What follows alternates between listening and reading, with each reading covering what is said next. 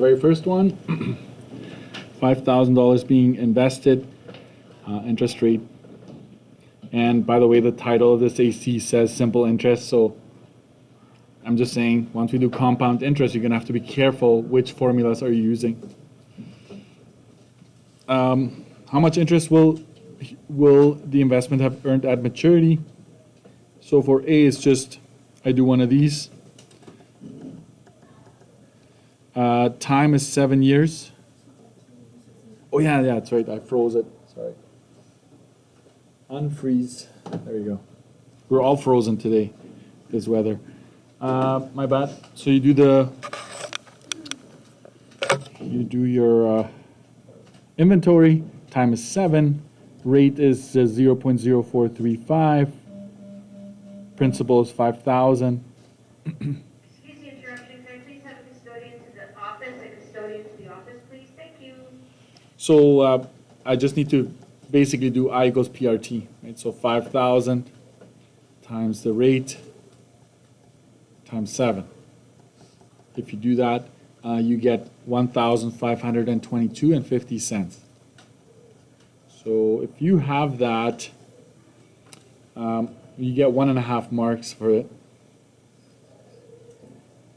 So if you made a small mistake upstream, take away half, then I still honor the rest. If you made more than one mistake, maximum half, right, out of 1.5.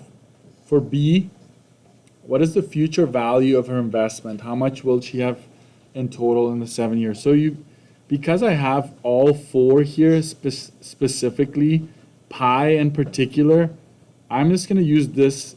This is a fact that the future value I have is principal plus any interest I've earned.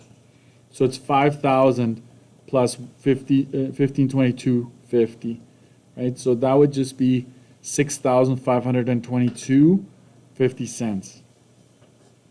Would this formula have worked in this case? Could I have used that one instead? Yeah. So you pick, right? They're all true. There's nothing contradicts each other here. Nothing. It's just that sometimes one is more beneficial or maybe faster, or you may have a preference. That's up to you. C, determine the rate of return. So I take the interest that I've earned. It's just from one source. It's just one investment, right? Down the road, there may be several investments. And then I've put in 5,000. I multiply that by 100. Thank you. Yeah, thank you. If you do this, you get 30.45%. And of course, if you got the wrong interest earlier, I will still honor this. Like if you use the interest that you've calculated, and this should be 5,000, there should be no see how we going? This should be 5,000 no matter what. But yeah, then I'll just honor that mark of you actually plugging in the numbers where they belong, right? So that's your rate of return, 30.45. So we are out of 3.5 for question 1. And it's going to balance out with question 2. So here, Trevor purchased a 5-year GIC for $20,000. He ends up having this much in the account. So you can tell very clearly that there was a 1,450 increase, which is my interest. Okay? Calculate the interest rate of the GIC, state as a percentage. So for A, I'll quickly do this. Time is 5. Rate is what they asked me for. Principal, in this case, you do know that that's 20,000. Interest is 1450. How did I get that? I went, and to get interest, I went A minus P. Okay, so this is principal and this is A. So I subtracted those two to get me that interest. You could also use the other formula. That would have been okay. Okay, so here I want the interest rate, so I'm just going to start with this formula. 1450, 20,000 R is unknown, T is 5. Okay, so let's multiply these two together.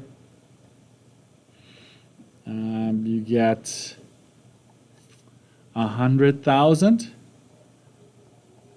R. Then you divide both sides by 100,000. Cancel.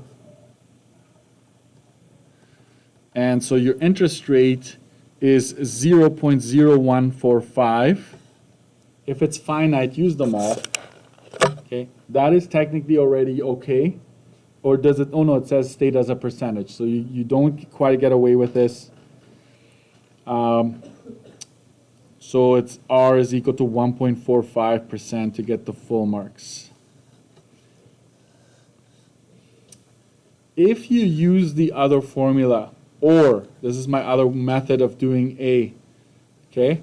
If you use this one, not a problem. That's fine. So you know A is 21,450. P is 20,000. This is 1 plus R times 5. We know time is 5, right?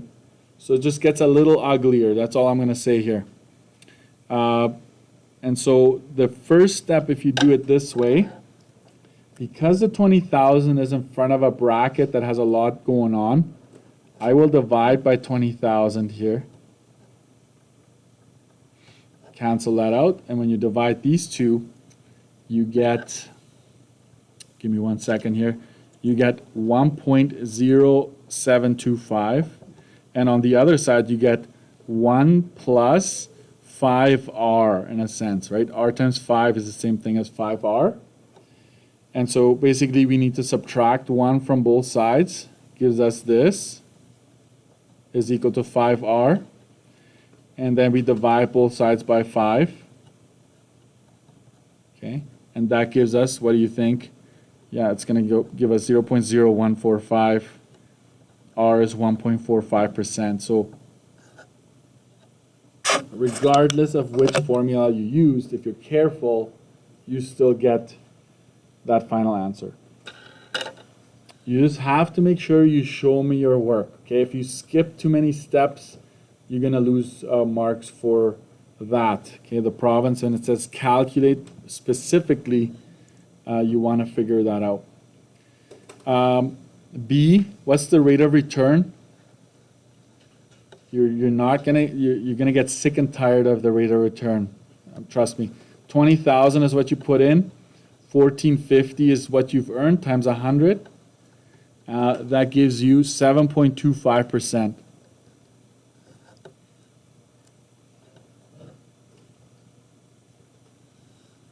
Which investment is better, the 1 or 2?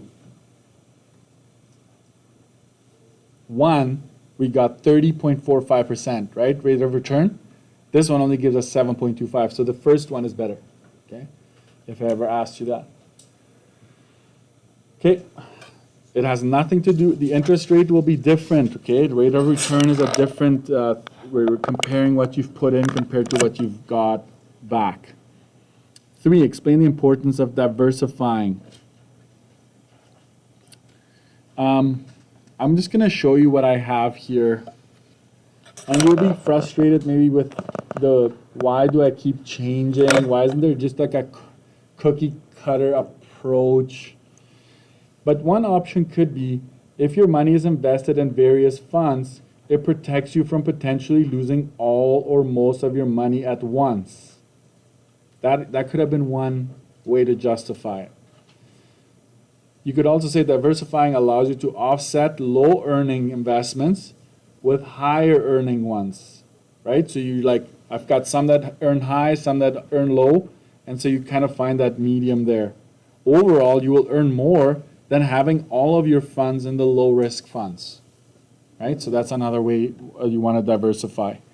If you think you met that criteria, you give yourselves 1 mark for that, okay? Question 4, how does the risk factor of investment usually affect the rate of return?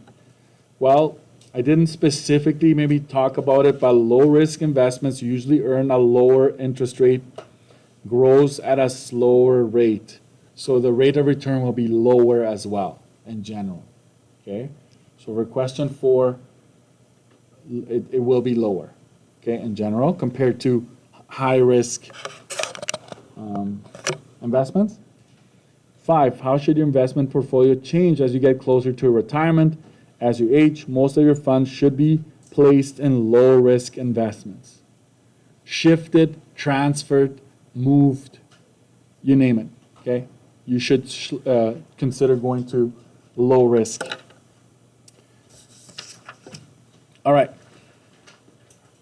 So 1 mark for each, right? So if you met the criteria, you get the